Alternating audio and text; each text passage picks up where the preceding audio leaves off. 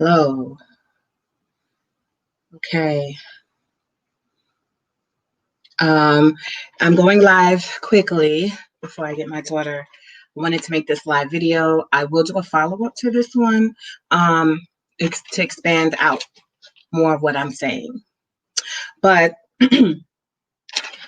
when people are starting, receiving Microlocs, I'm seeing so many different methods. And I spoke on this in my 3-day live training, the free 3-day live training, if anyone's been in it, on the methods.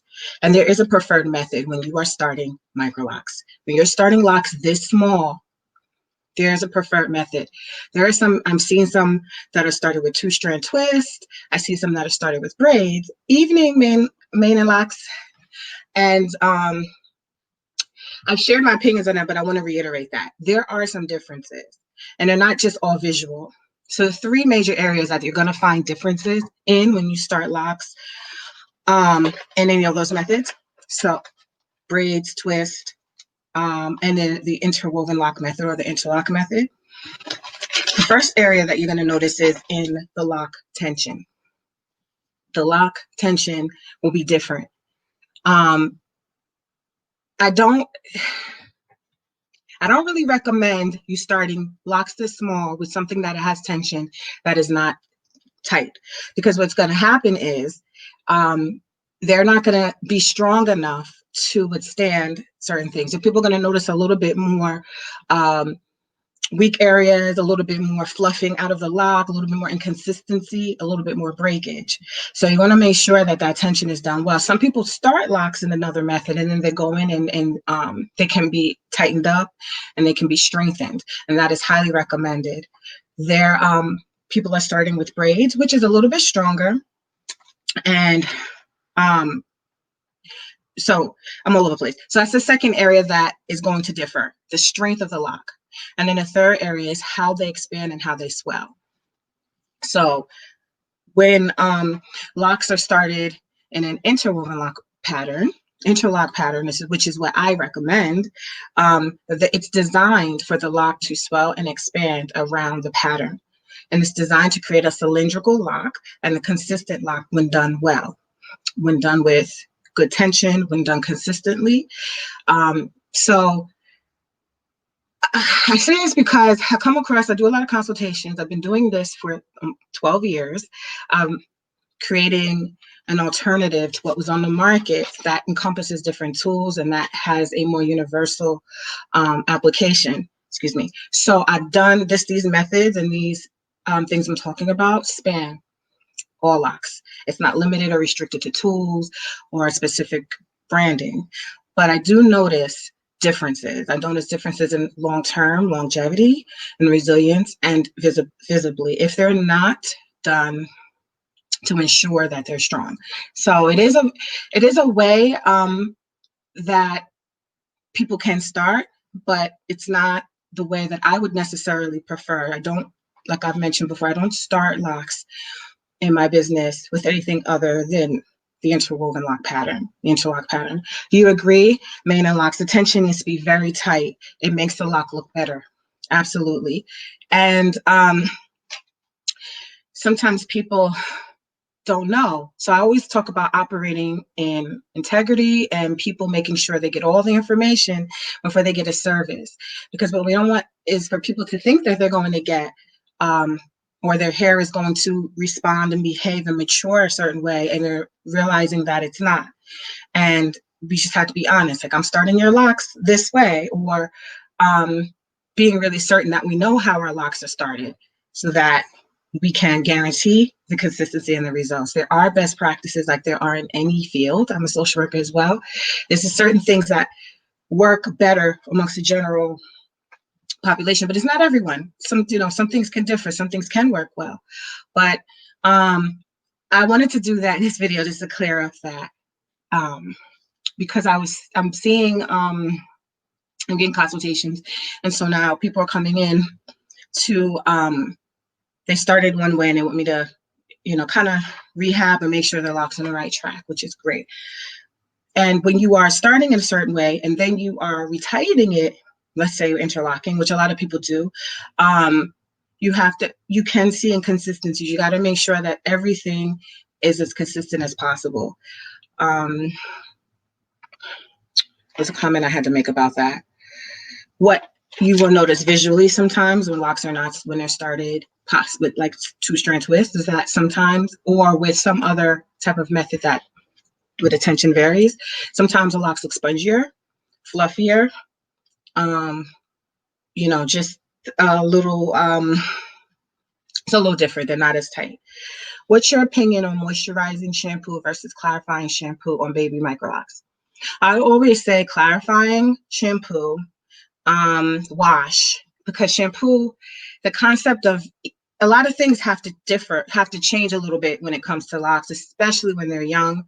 You don't want to spend a lot of time trying to work out a thick wash. You don't want a wash that's going to be coating strands of hair and keeping it from locking. So clarifying diluted is always my suggestion for the beginning. When the locks are more mature and older, then you can do more, put straight out the bottle. But I always want people to focus on washing things out their hair easily, without a lot of manipulation on the locks, without a lot of buildup.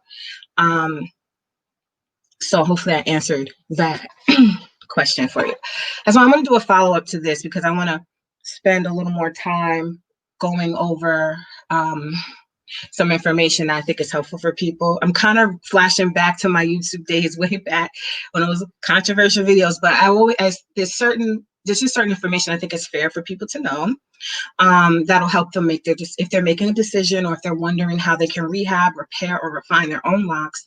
And there's information that I not only have the style, I've been doing this service, and I just want to make sure that people understand that there are differences before you drop that money down, before you go through this process that you may or may not love, that you have as much information as possible. I saw your daughter's hair on YouTube. She's so beautiful. Thank you. My daughter loves her hair. And it's so funny because when she got her hair done, I told her, just, she likes to dip her hair in the tub and stuff. I said, when you get these locks, you're going to have to keep your hair from submerging it under the water and all that. She went and told everyone, I can't get my hair wet. I can't get my hair. And I was like, you can, but she was just like so good about making sure she let people know about her hair. But she's an active child, and I'm picking out leaves, I'm picking out twigs, and all these things. And so starting her hair, and her hair is also coarser, so it locked faster. But, I just thought about those who are starting with different ways, and how their hair how long the process might be for it to lock, what it may look like as it's locking. And yeah, I have a client who's moisturizing shampoo on her baby sister locks, which was against my advice, but her hair was okay. Once or twice, if you're using, like, if something happens and it just happens,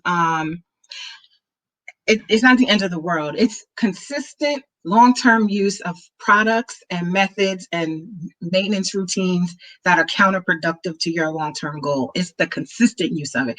If you slip up and do something, hopefully, it depends on what it is, but there's a chance it could be rehabbed and restored. It's for those people who are just certain things that are just done all the time, and people may not be aware of. So I'm doing a surprise live. I have to end now. I said I was going to go till about 5:15, and I'm going to come back and follow up. But I do these lives. I post them on YouTube. So if you want to check all the videos I've done, you can go to YouTube. My main page is Jessica. My name is Jessica Marshall. JS is YCA Marshall. I started YouTube and didn't know. I just used my name. But you can go all the way back to like 2010 or 2011, and I have old videos on there talking about differences. You can kind of see that. And then I have the new channel that I just created not that long ago called Microlock Mastery. And so that one is going to be devoted to talking specifically about microlocks. My Jessica channel is going to talk about a lot more things. I'm phasing into that. So that's why I created the second channel, but you're going to see duplicate videos.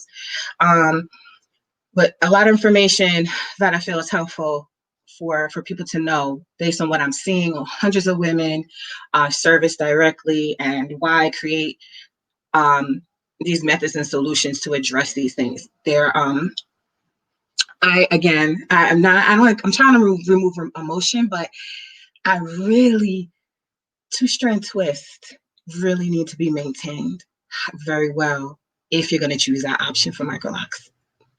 It is not an option, I would say, would be the best option.